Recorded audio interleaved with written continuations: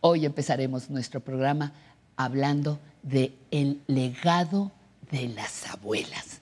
Y para eso tengo el honor de poder hablar con una mujer que conoce mucho de mamás, de mujeres, de derechos, de abuelas y de vejez.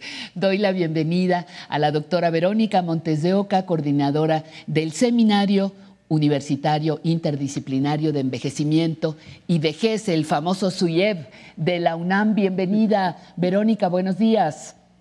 Muy buenos días, Pati. Muchas gracias por la invitación y sobre todo por estar en este día tan importante, compartiendo con ustedes estas reflexiones. Me encanta que podamos hablar y compartir el legado de las abuelas. Qué importante, porque las mamás son muy importantes, pero las abuelas no dejan de ser mamás y además tienen la especialidad de la abuelez.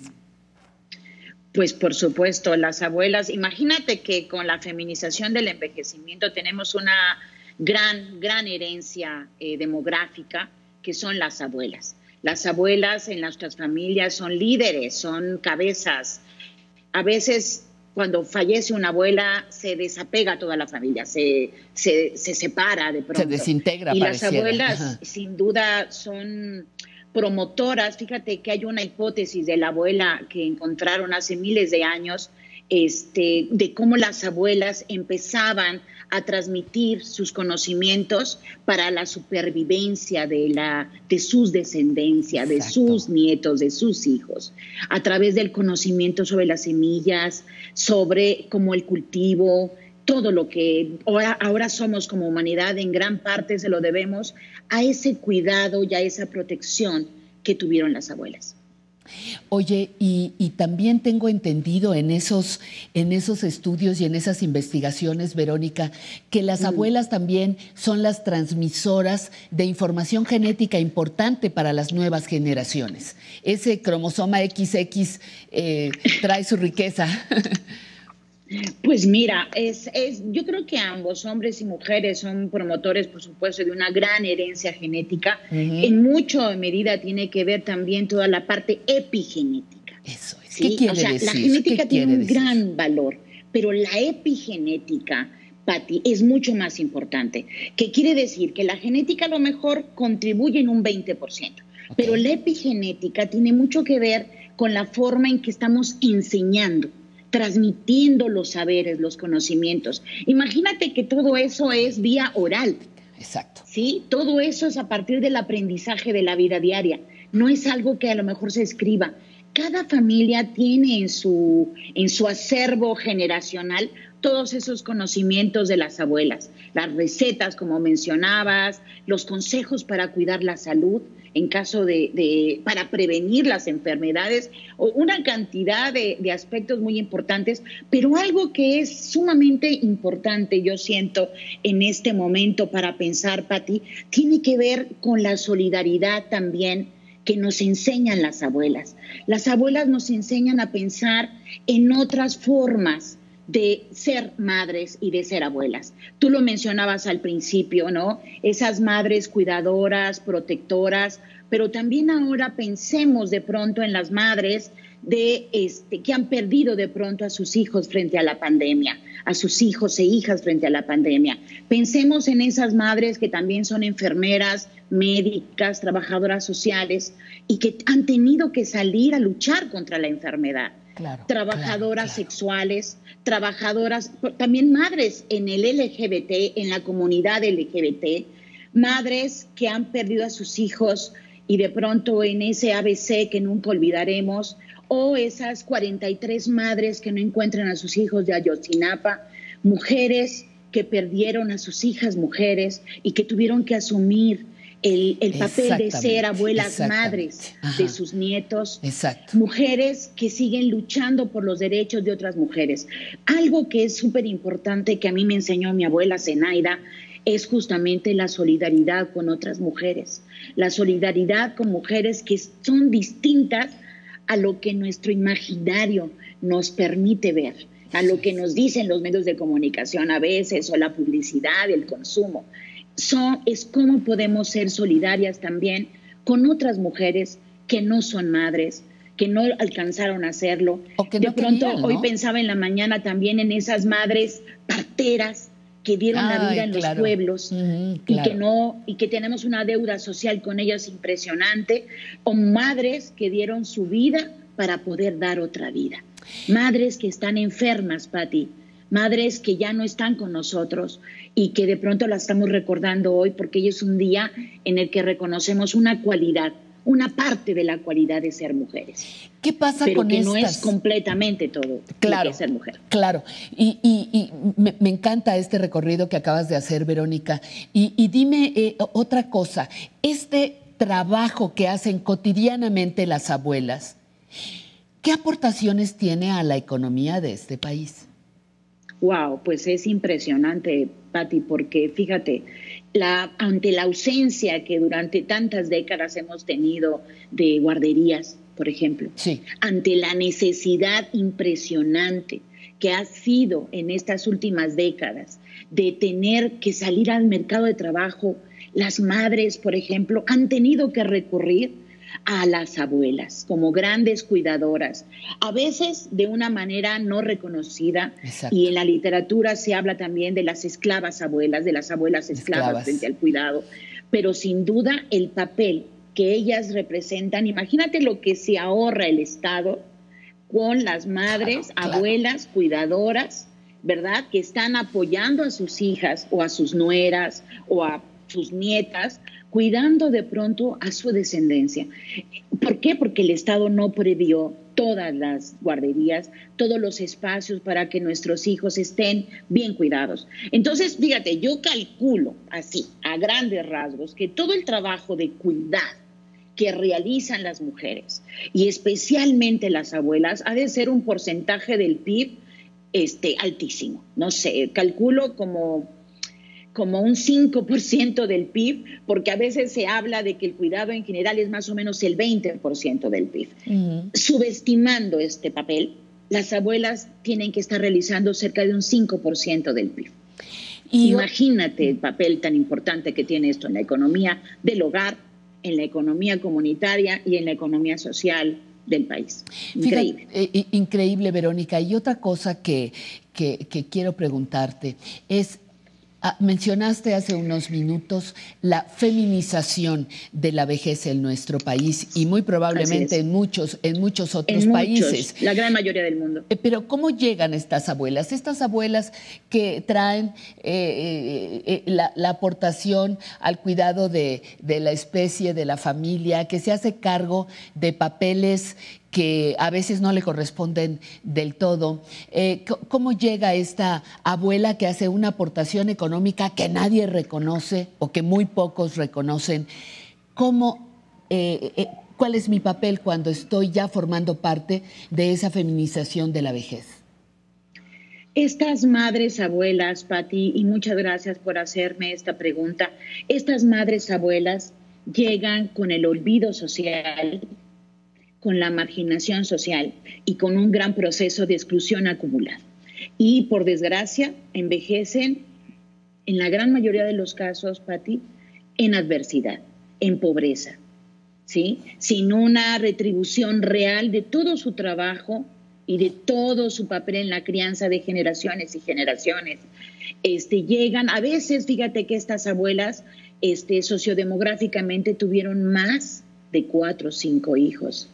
Y sin embargo, desgraciadamente, no tienen una pensión, no tienen un ingreso reconocido. Muchas veces los propios hijos no las ven, no las procuran.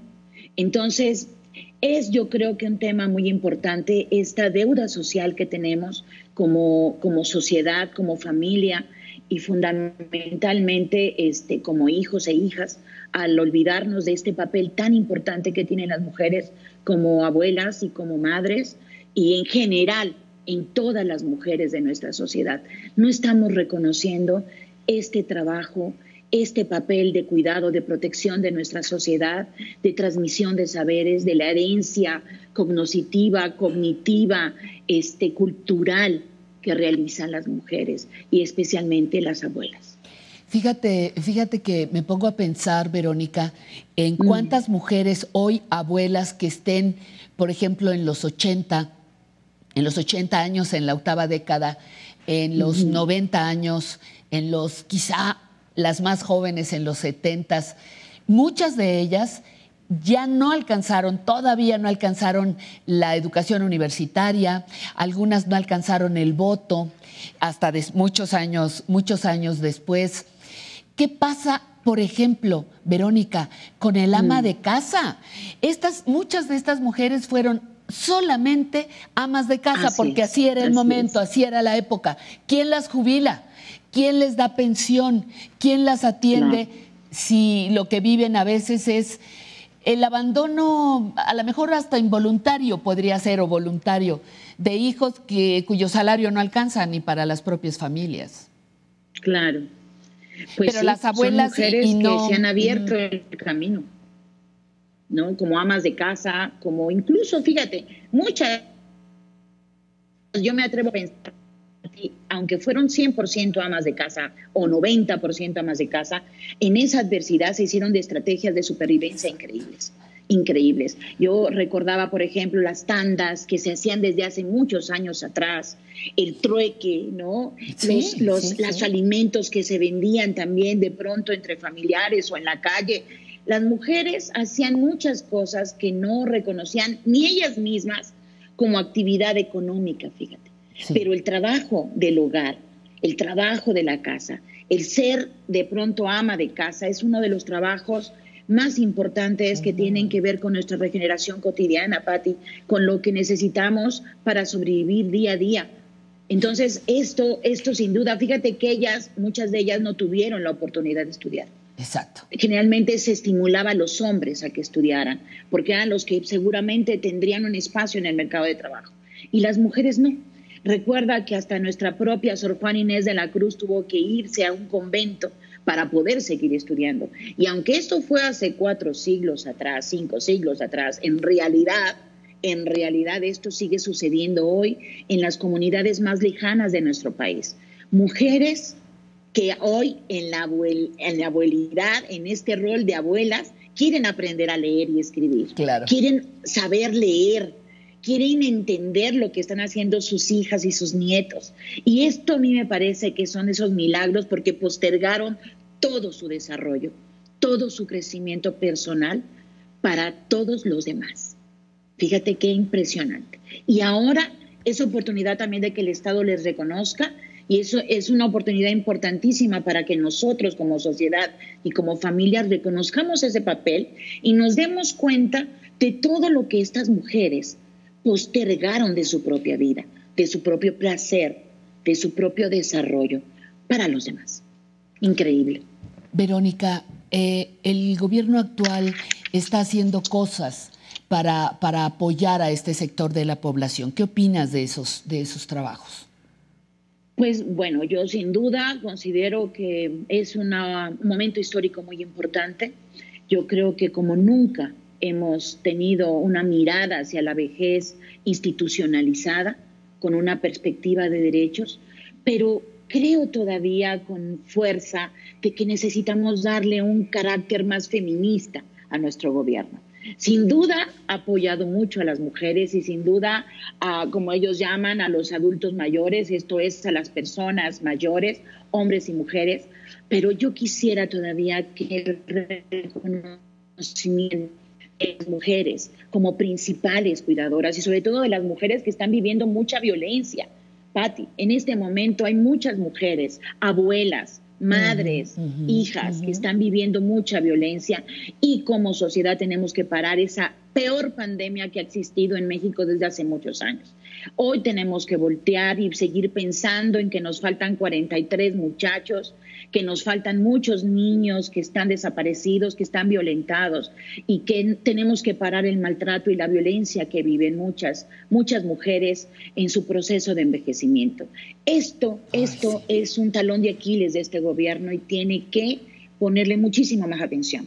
No quiero, por supuesto, disminuir nada de lo que están haciendo. Me parece que lo han hecho con mucha cientificidad, con mucho compromiso social y un grandísimo cariño y conocimiento de la historia y de la realidad mexicana.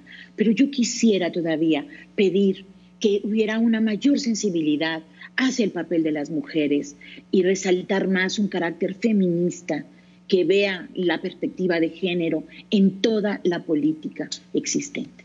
Yo creo que tienen la inteligencia y la sensibilidad para hacerlo porque lo conocen muy bien. Eso pienso.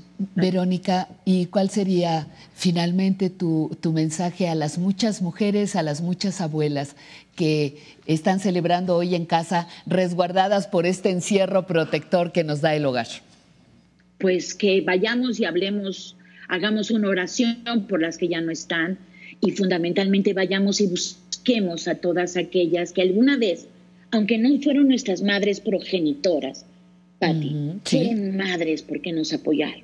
Exacto. Nuestras tías, nuestras amigas. Eso, ahí están, ¿verdad? No sé, nuestras maestras, que de pronto son muy importantes.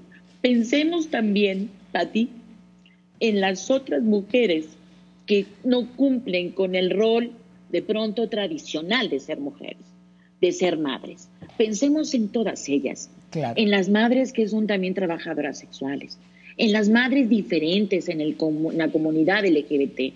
Pensemos en estas madres que se pararan, porque ahorita no pueden hacerlo, en los monumentos pidiendo la recuperación de sus hijos. Pensemos en las mujeres y las madres que viven la adversidad. Pensemos en las mujeres que han querido ser madres y no lo han podido lograr. Ser, claro. Pensemos en las madres también de los animales, porque también cuando adoptamos a un animalito de compañía, somos también sus madres. Claro. Pensemos en toda la diversidad y la riqueza que somos como personas en esta sociedad. Verónica, te mando un abrazo muy grande, muy grande. Te agradezco muchísimo tu presencia en este día especial y que hayas podido apoyarnos con el legado de las abuelas. Te quiero mucho, gracias Verónica. Yo también, Pati. Mi cariño y admiración para ti y toda la labor que la UNAM está haciendo por la vejez y el envejecimiento de este país. Muchísimas gracias, Muchas Verónica, gracias.